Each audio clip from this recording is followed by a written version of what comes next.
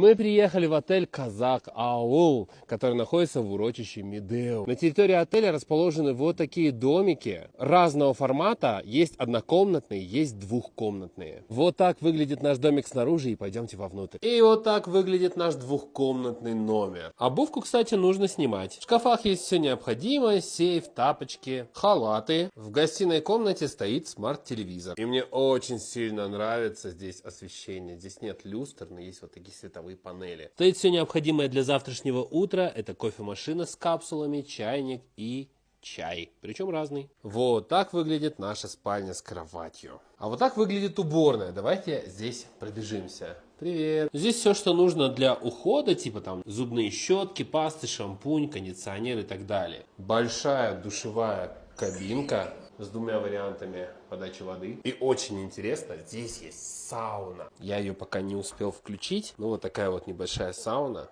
есть. Интересная информация насчет воды. Ну и, конечно же, это шикарные виды с нашей террасы. Прям на Медео, на горы.